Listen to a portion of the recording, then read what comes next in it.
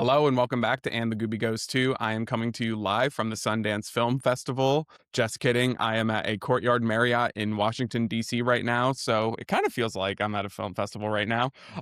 But I did score a couple of online screenings again this year for some of the movies that debuted at Sundance this year.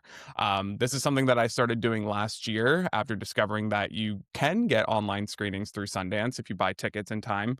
So like last year we saw Playing, which was definitely the favorite of the ones that we watched last year. We also saw Tropia, which won the dramatic prize, but was not a very good movie. I don't really know why that one won.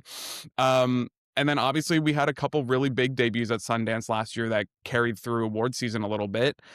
Sorry Baby probably being the most successful debut out of Sundance, unfortunately not scoring any Oscar nominations, but was a huge propeller for Ava Victor's career. And then of course as well, If I Had Legs I Kicked You debuted at Sundance as well, and that put Rose Byrne on the map for the entire award season, ultimately scoring her first Oscar nomination for Best Actress this year. Um, these screeners are really fun for people who don't necessarily have the resources and the time to get to the film festivals.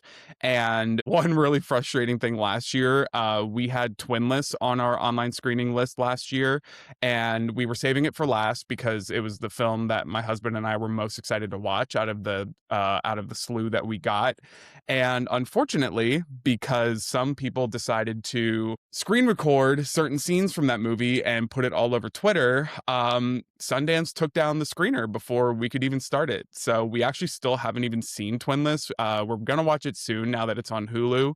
But they definitely changed some things up this year. Like when you're watching the online screeners now, they put a watermark in the top corner with your email address and like a IP address as well. So like if you screen record any of these movies and put them out and they see that info, you're probably going to get banned for life from Sundance. So happy that they did that as a way to do it. I wish it would have been there last year, but willing to work with what we got.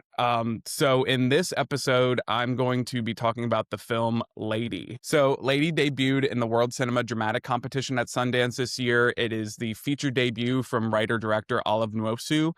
And Lady is a film set in Lagos in Nigeria, and follows the main character, Lady, who's one of the few female cab drivers in Lagos. And it sort of is tied to this government oppression issue with petroleum prices being astronomically high. So obviously being a huge impact on those who do drive cabs and taxis in the Lagos area. But the ultimate storyline comes when a lifelong friend of Lady's named Pinky reunites with her. They haven't seen each other in 5 years, but they grew up together. They've been best friends for a very long time. But Pinky re-enters Lady's life and gives her a proposition to become a private driver for her and her other friends who are sex workers in the area, because their former driver has disappeared and they need a driver. So after a lot of hesitation, Lady ends up agreeing to do this. And so the majority of the film follows her journey as this private driver for this group of sex workers, and how Lady has to grapple with this idea of sexuality.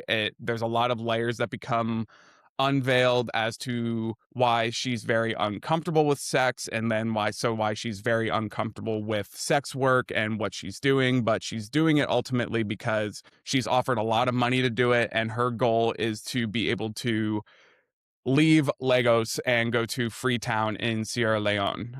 That's sort of her end goal and sort of the driving force of this entire movie. Overall, what worked for me the most in this film was the world building and just like the production quality in general. A lot of this is just live shots throughout the metropolis of Lagos in general, and it's just beautiful. From the moment the movie starts, you really feel immersed in this world, and I definitely applaud Olive Nwosu for that, because I really felt transformed in that I was in that livelihood the entire time. Beautifully shot, great cinematography. Everything feels so lived in and so real. There's a lot of extras involved. There's massive protests that happen. Just the whole metropolis looks so busy and so crowded and so lively all the time. So I definitely really enjoyed that aspect of it. Another aspect I really enjoyed was the acting ensemble here. So, this whole film is grounded and centered by a great debut performance from Jessica Gabriel's Uja, who plays Lady. This is her film debut, and I thought she did a phenomenal job carrying this movie. Um, Lady's a very tricky character. I think there was a lot of possibility for this character to be very unlikable just because she is a very complex character. She's isolated in a world where she works in a field dominated by men. She's isolated in the sense of she doesn't really understand or know how to grapple with her own sexuality because of past trauma. And so every circle that she's in, whether it's surrounded by the other taxi drivers, whether it's surrounded by these very confident sex workers, she's always the outsider. But you feel so connected to her the entire time, and you really are rooting for her because you know that her being able to escape this life, go to Freetown is what's going to help her become the best version of herself that she can be. So I was very, very carried away by that performance overall, and then also by the rest of the acting ensemble as well, particularly the actresses who played Pinky and Sugar, one of the other sex workers, played by Amanda Oru and Tinuade Jemisai.